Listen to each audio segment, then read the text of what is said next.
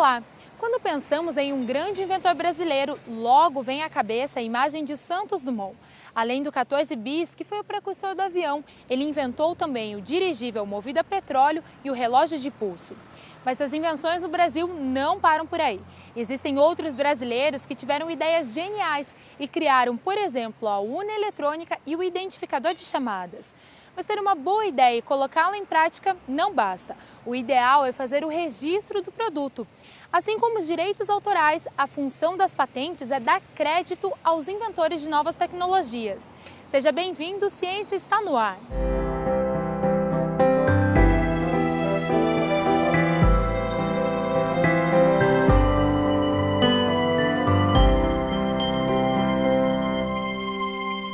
Os brasileiros são grandes inventores. Só em 2012 foram 34 mil patentes registradas no Instituto Nacional da Propriedade Industrial, o INPE. Você sabia que o número de patentes depositadas na Universidade Federal do Paraná em 2012 foi tão expressivo quanto de universidades como a Unicamp? Pois é, para falar mais sobre esse assunto, nós viemos até a Agência de Inovação e nós vamos conversar com o Alexandre Moraes, que é coordenador de patentes aqui na agência.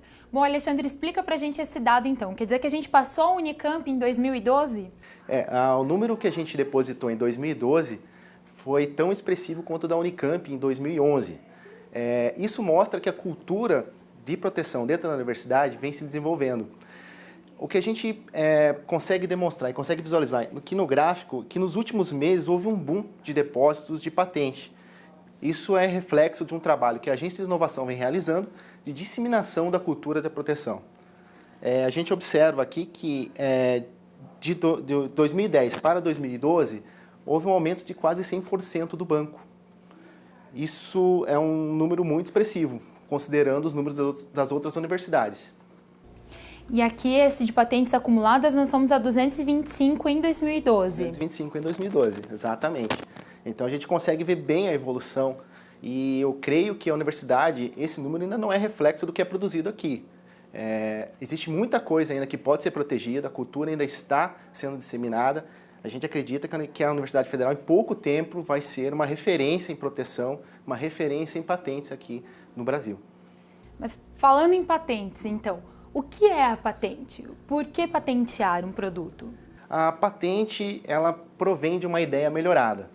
A patente, ela precisa apresentar 3 requisitos básicos: a novidade, a atividade inventiva e a aplicação industrial. Quando se tem esses 3 requisitos, o pesquisador procura a universidade, a gente faz uma avaliação, a gente dá um apoio para se redigir uma patente, para a gente poder fazer essa proteção. Por que fazer essa proteção? O invento protegido, ele passa mais credibilidade, há dificuldade de terceiros virem a utilizá-los sem autorização do pesquisador, do inventor, e isso pode se refletir em recursos para a universidade, uma vez que protegido, a gente é permitido licenciar essa tecnologia. Então, empresas interessadas na produção, interessadas em levar isso para a sociedade, pode procurar a universidade e pode produzir esse invento.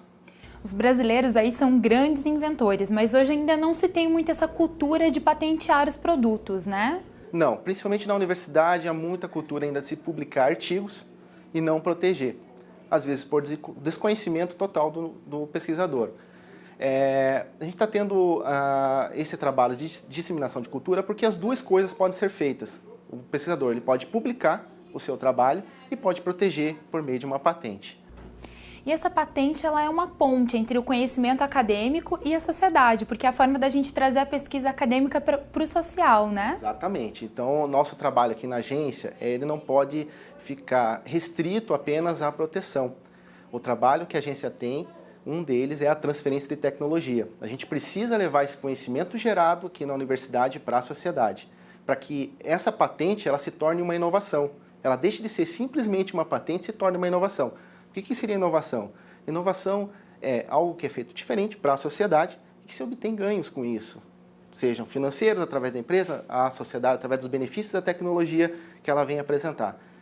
Então, todo o desenvolvimento econômico e social de forma sustentável provém de uma inovação.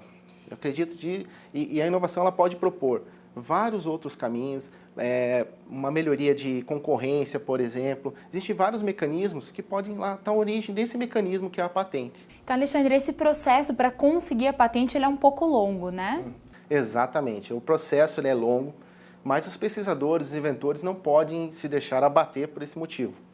A Agência da Inovação tem colocado para os nossos grupos de pesquisadores que o fato de uma patente ela ser concedida, em média, no Brasil, 10 anos, ela não vai restringir a possibilidade da gente licenciar. A partir do momento que uma patente é depositada, ela gera uma expectativa de direito.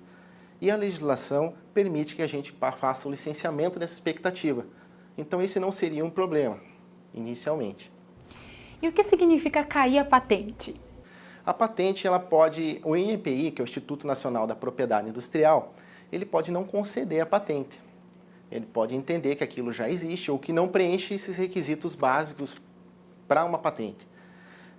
Neste caso, ele não concede mesmo, não vai conceder. Então, nossos instrumentos legais, lógico, de parceria com quem vai produzir essas tecnologias, já prevêem essa situação.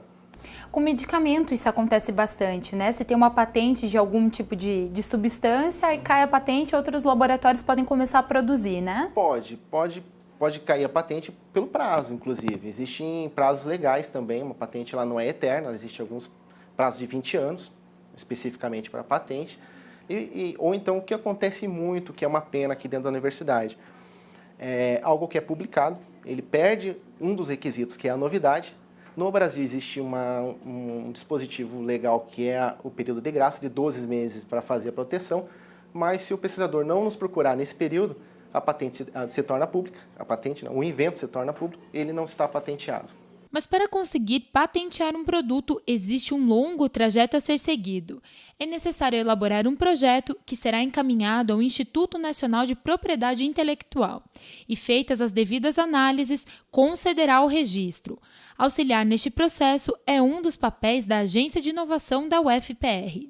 A Agência de Inovação da UFPR ela foi criada em 2008, através de uma resolução do COPLAD, a Resolução 1608. E ela foi criada para gerir a política de inovação e empreendedorismo na Universidade Federal do Paraná.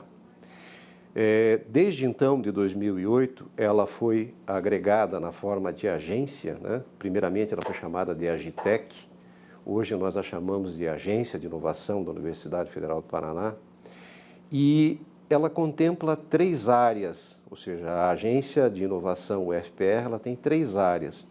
A área de inovação, né, especificamente, que contempla o empreendedorismo, né, e a incubação de empresas. A área de propriedade intelectual, a qual compete o registro das patentes geradas na universidade. E a área da transferência de tecnologias geradas na universidade. Ou seja, essas 3 áreas, uma tríplice hélice, né, é que gera toda a movimentação da nossa agência de inovação UFPR. Porque nós entendemos que a inovação ela só é efetiva quando está pronta para ser consumida, né? Ou seja, quando ela pode ser passada para a sociedade. Ela começa lá no laboratório com a ideia do inventor, né? que protege essa ideia. É um trabalho muito grande dos nossos pesquisadores produzindo, né, a tecnologia ou tecnologias, né?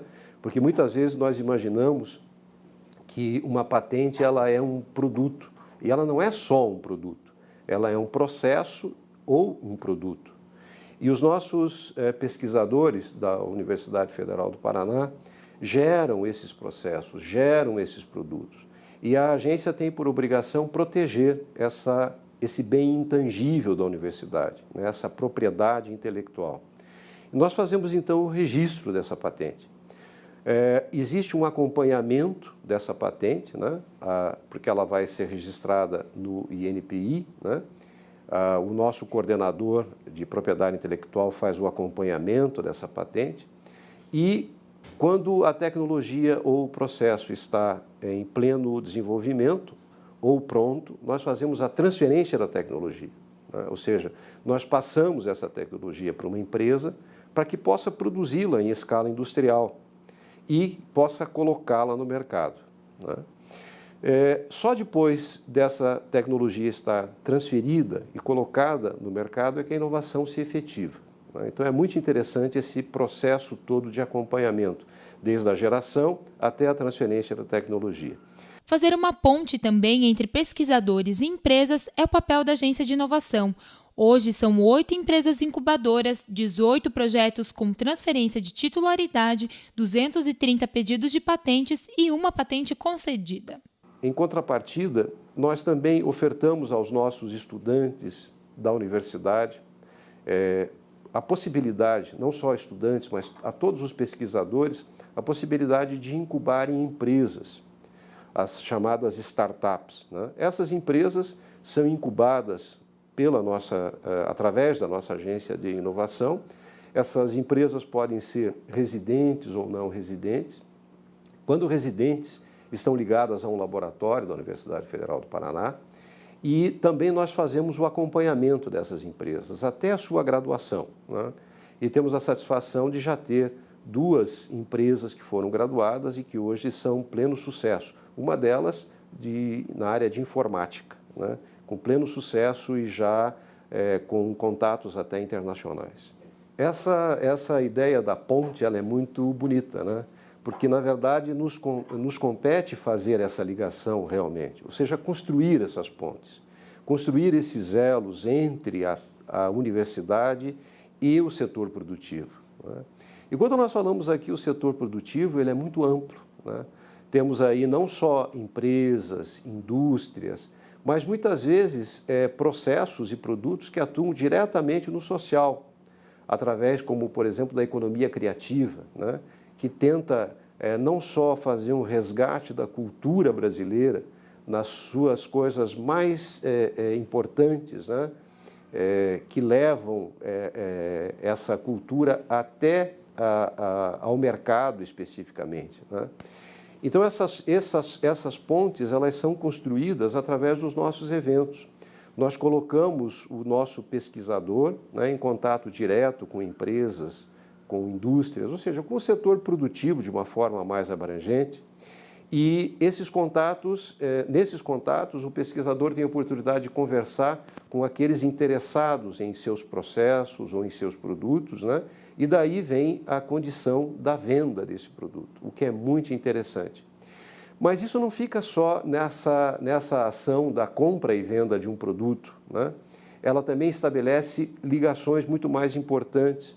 Muitas vezes existem empresas que têm interesse em desenvolver produtos que estão sendo produzidos na nossa universidade. Ou seja, quando nós falamos produtos, nós estamos falando em tecnologias, né, ou processos. E as empresas acham importante, muitas vezes, não só para a sua atividade, mas para uma atividade até muitas vezes mais abrangente, e participam ativamente desse processo de desenvolvimento.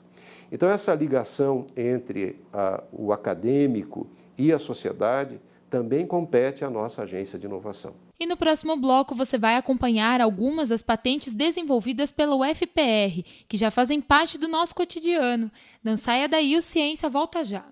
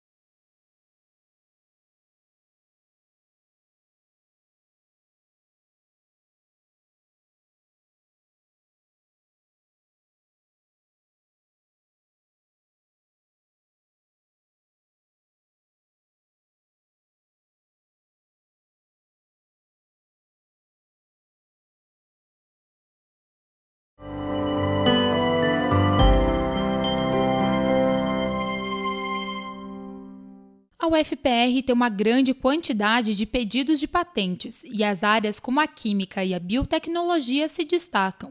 Muitas dessas pesquisas ainda estão em andamento, mas já é possível conferir resultados. É o caso do Departamento de Engenharia de Bioprocessos e Biotecnologia, que tem a marca de 40 patentes registradas. Esta marca de 40 patentes não é só minha. Isso pertence à universidade e a vários colegas e professores e alunos de doutorado, mestrado e pós-doutorado que dividem, diferentes linhas de pesquisas da Escola de Engenharia de Bioprocessos e Biotecnologia dessa universidade. O nosso país vive um novo paradigma. É muito importante para o país que os pesquisadores das universidades públicas tenham também esta visão de proteger os conhecimentos gerados nesse país com dinheiro público, para que esses conhecimentos possam voltar à sociedade na forma de produtos, processos inovadores e soberania tecnológica. O nosso país é muito carente desse tipo de mentalidade. E é o que nós fazemos aqui na nossa escola. E, em particular, porque se trata de uma escola de engenharia e biotecnologia. Então, por si só, a engenharia significa que nós temos que ter, obrigatoriamente, uma relação com o setor produtivo e econômico do nosso país. Então, é isso que nós fazemos aqui. Nós desenvolvemos pesquisas que são inovadoras e procuramos proteger em nome da universidade e fazendo com que algumas, se possível, sejam transferidas ao setor produtivo, gerando postos de trabalho e fazendo com que o país, muitas vezes, deixe de importar esses produtos. E um dos exemplos das patentes do Departamento de Engenharia de Bioprocessos e Biotecnologia é o kit de esterilização. A esterilização é um ponto crucial nos serviços de saúde, Todos os serviços odontológicos, médicos, hospitalares, que os artigos e produtos que estão em contato com a pele ou com o interior do corpo humano precisam estar estéreis. E como garantir essa esterilização? Como controlar? Então, existe um produto denominado indicador biológico para esterilização. Ele é constituído de uma bactéria que forma esporos que são altamente resistentes ao processo de esterilização. Então, a partir disso, nós desenvolvemos um kit para fazer o monitoramento dos processos de esterilização, nesse caso pelo calor seco, que é aquela esterilização feita em estufas. Esse kit ele era importado, não tinha produção nacional. Então ele constitui, aqui dentro de um papelzinho, de esporos de uma bactéria altamente resistente ao calor seco e um meio de cultivo. Esses papelotes dentro desses frasquinhos são colocados dentro da estufa. Ocorre o processo de esterilização, depois existe um meio de cultura apropriado, esse micro-organismo é cultivado. Então, ele não deverá crescer, porque ele é mais resistente, ele morrendo indica que o processo de esterilização for satisfatório.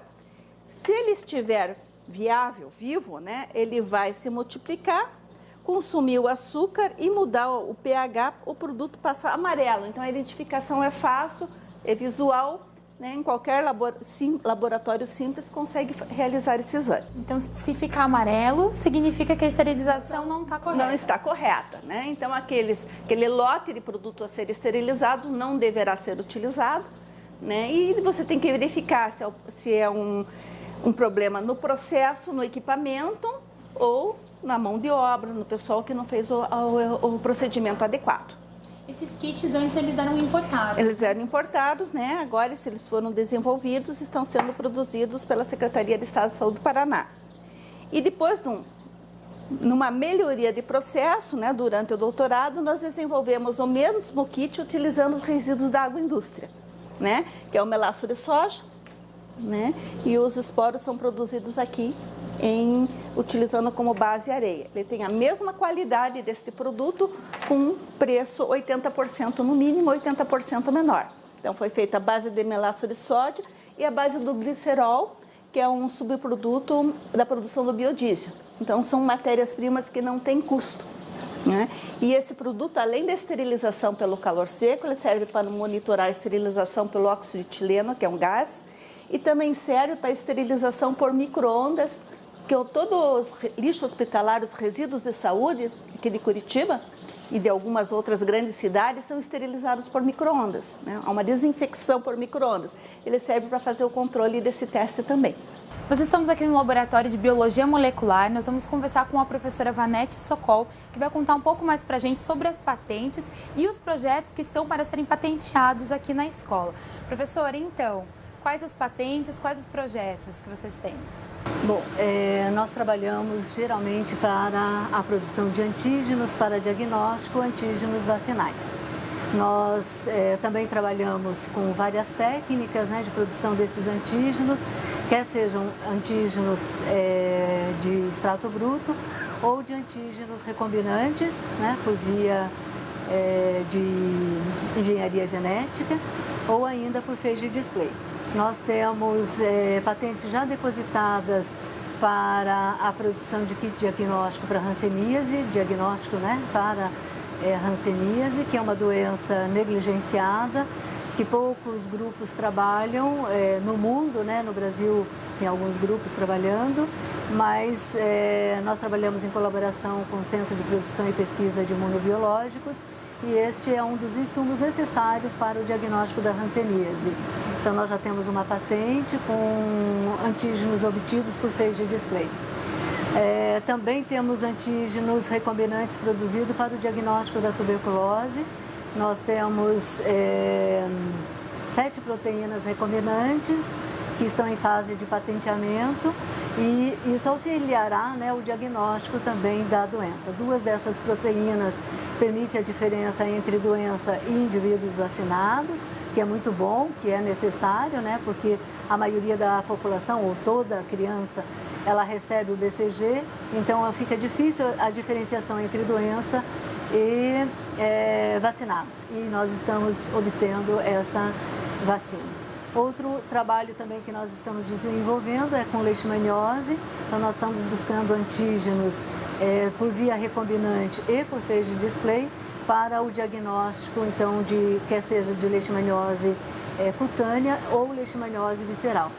De certa forma, todas essas doenças que nós trabalhamos são doenças negligenciadas, ou seja, as grandes empresas, as multinacionais não têm muito interesse por essas doenças porque afetam populações de baixa renda, né? Então, nós, como universidade, nos sentimos motivados para trabalhar com esse tipo de doença. Então, temos aí algumas patentes já, né?